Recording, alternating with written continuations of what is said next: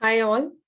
सो आज हम पढ़ेंगे एसटीपी क्या होता है। एसटीपी बेसिकली एक स्पैनिंग ट्री प्रोटोकॉल है और ये it's one of the topic in CCNA. हम जब सीसीएनए की तैयारी कर रहे होते हैं तो ये एक टॉपिक है जिसे हमें बहुत अच्छे से ध्यान से पढ़ना होता है।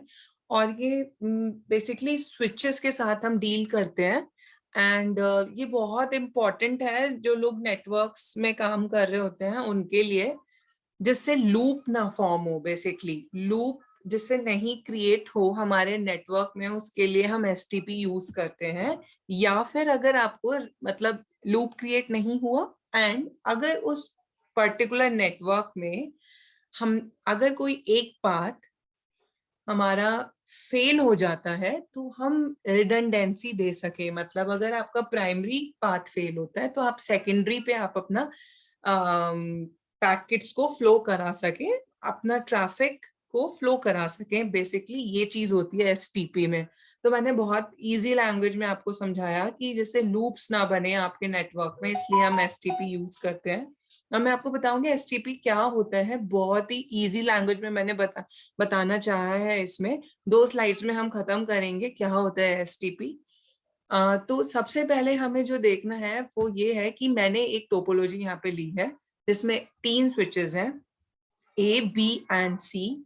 ठीक है, अब ये तीनों स्विचेस जो हैं उसमें प्रायोरिटी जो रखी है वो डिफॉल्ट है 32768। इन तीनों के मैक एड्रेसेस हैं। अच्छा, एक चीज, स्विचेस बेसिकली हमारा लेयर 2 पे काम कर रहे हैं।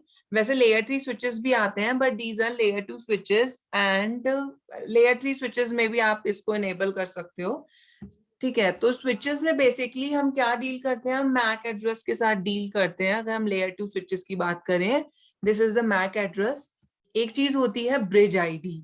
ठीक है, तो ब्रिज आईडी में जो इम्पोर्टेंट है जो हमें याद रखना है वो है एक आगे लगता है प्रायोरिटी और उसके बाद होता है मैक एड्रेस। ठीक है, प्रायोरिटी और मैक एड्रेस। तो ये हर एक स्विच का मैंने यहाँ पे दिखाया है, उसकी प्रायोरिटी, उसका मैक एड्रेस, इससे बना हमारा ब्रिज आईडी। तो सबसे इंपॉर्टेंट जो है वो है बीपीडीयू। बीपीडीयूज जो होते हैं वो जैसे ही हम एसटीपी ऑन करते हैं हमारा बीपीडीयू फ्लो होते हैं नेटवर्क में। ठीक है, बीपीडीयू को हम बोलते हैं ब्रिज प्रोटोकॉल डेटा यूनिट्स। उसमें ही हमारा ब्रिज आईडी होती है। ये जितना भी आपका पैरामीटर्स मैं आपको दिखा रही हूँ वो बीपीडीयू कैरी करता है, जो ट्रांसमिट करता है चारों तरफ।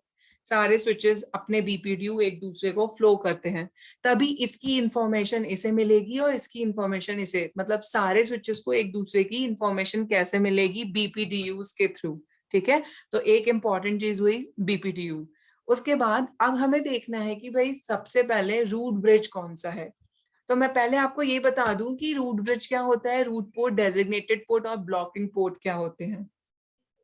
रूट ब्रिज क्या होता है, रूट ब्रिज होता है जिस इस switch with lowest bridge ID. इन तीनों स्विच में से जिसकी भी लोएस्ट ब्रिज आईडी होगी वो रूट ब्रिज बनेगा।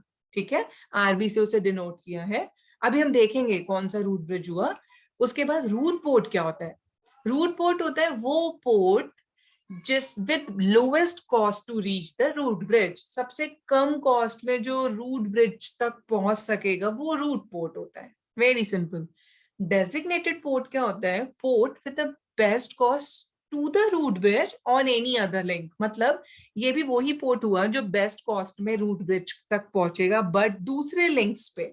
ठीक है, ये दूसरे लिंक्स की बात कर रहे हैं, हम डायरेक्टली कनेक्टेड लिंक्स की बात नहीं कर रहे। उसके बाद होता है ब्लॉकिंग पोर्ट। ब्लॉकिंग पोर्ट वो पोर्ट होता है जो ना तो रूट पोर्ट होता है और ना डेजिग्नेटेड पोर्ट होता है, तो वो ब्लॉकिंग स्टेट में जाता है। ठीक है, अब देखिए हम इसमें से देखते हैं सबसे पहले रूट ब्रिज कौन सा हुआ।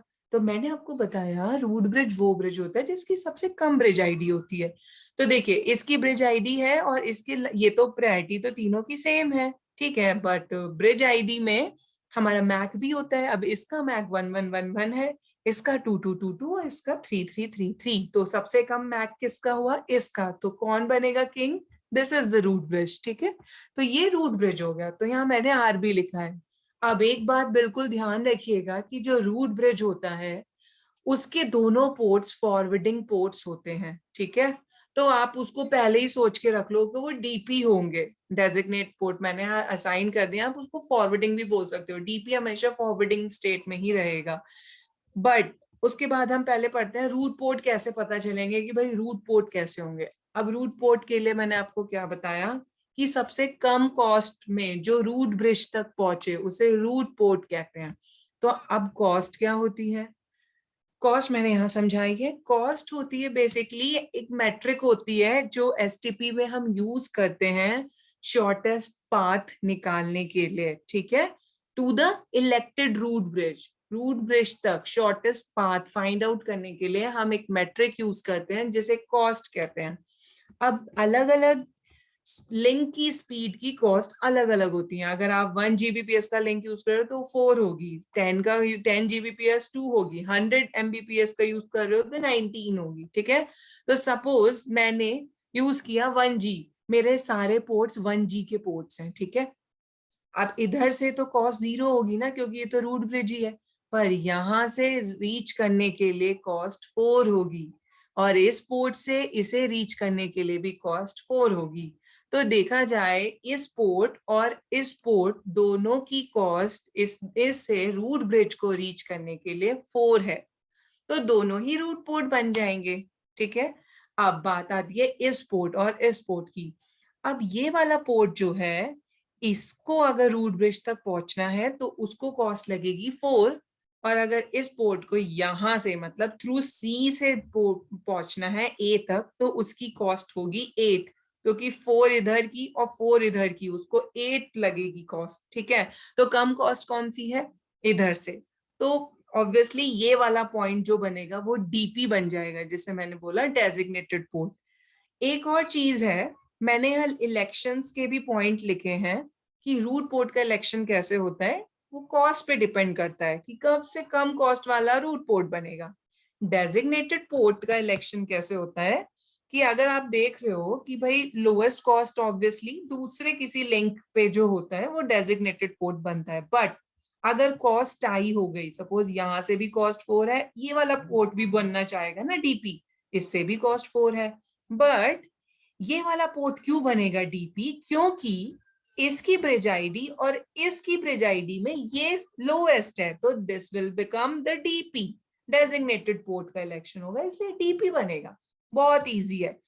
यहाँ पे मैंने टाई ब्रेकर्स भी लिखे हैं। अगर लोएस्ट ब्रिज आईडी देखिए आप, अगर लोएस्ट ब्रिज आईडी से नहीं समझ आ रहा तो आप लोएस्ट नेबर पोर्ट प्रायोरिटी देखिए, और अगर लोएस्ट नेबर पोर्ट प्रायोरिटी नहीं समझ आ रही है, वो भी टाई हो रही है, तो आप लोएस्ट नेबर पोर्ट नंबर देखिए, ठीक है।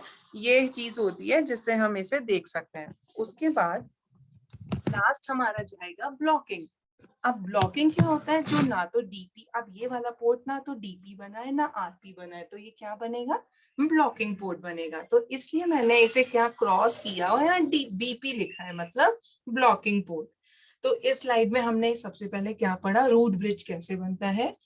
सारे स्विचेस आपस में बीपीडीयू भेजते हैं और देखते हैं कि सबसे लोवेस्ट ब्रिज आईडी किसकी है। जिसकी सबसे कम लोवेस्ट ब्रिज आईडी होती है वो हमारा रूट ब्रिज बनता है। उसके बाद तो रूट ब्रिज के बाद हम रूट पोर्ट्स देखते हैं। मैंने आपको इलेक्शन का यहाँ सारा प्रोसेस बताया। रूट पोर्ट कैसे देखते हैं, फिर डेजिग्नेटेड पोर्ट कैसे देखते हैं, और जो पोर्ट ना तो रूट पोर्ट होता है और ना डेजिग्नेटेड पोर्ट होता है वो आपका ब्लॉकिंग स्टेट में जाता है।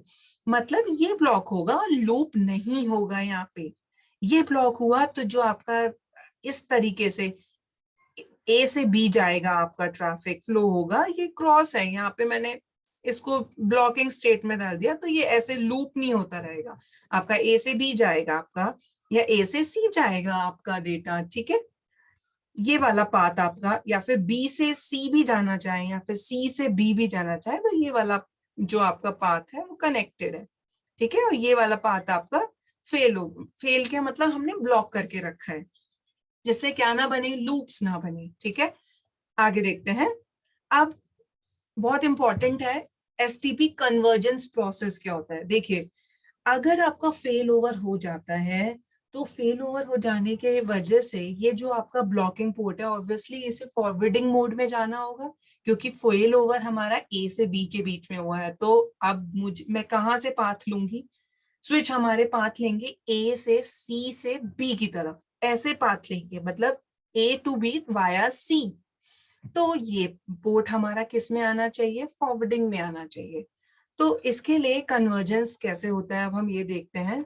3 टाइमर्स हैं जो आपको याद रखने हैं। एक होता है हेलो टाइमर 2 सेकंड का, एक होता है आपका मैक्स एज टाइमर, ठीक है। मैक्स एज टाइमर में आप 10 इंटू हेलो टाइमर होता है, मतलब 20 सेकेंड मैक्सिमम एज के लिए।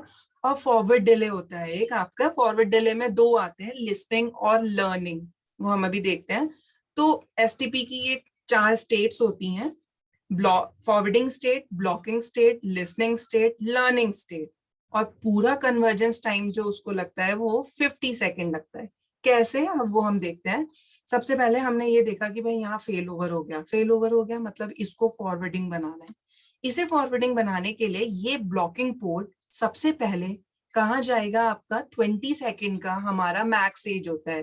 तो 20 सेकेंड तक हमारा नेटवर्क देखेगा कि भाई ये पाथ हमारा जो है वो ऑन हो रहा है, नहीं। उसके बाद क्या होता है, ब्लॉकिंग पोर्ट सीधे लिसनिंग में जाता है, फिर वो लिसनिंग मोड में जाता है। लिसनिंग में डिले आपका 15 सेकंड, मतलब 15 सेकंड तक वो लिसन करता है, पैकेट्स देखता है। उसके बाद वो लर्निंग स्टेट में जाता है। लर्निंग स्टेट फिर 15 के बाद फिर से 15 मतलब 15। उसके बाद ये फॉरवर्डिंग में जाएगा, मतलब ये ब्लॉकिंग फॉरवर्डिंग में जाने में 50 सेकंड लगाएगा। 50 सेकंड्स के बाद ये कन्वर्जेंस हो जाएगा और आप इस तरह, अगर ये फेल ओवर हो गया तो आप ए से बी जा सकते हैं वाया सी, क्योंकि ये वाला पोर्ट अब हमने ऑन कर दिया और ये फॉरवर्डिंग बन गया। देखिए डीपी लिखा है और ये फॉरवर्डिंग हो गया है।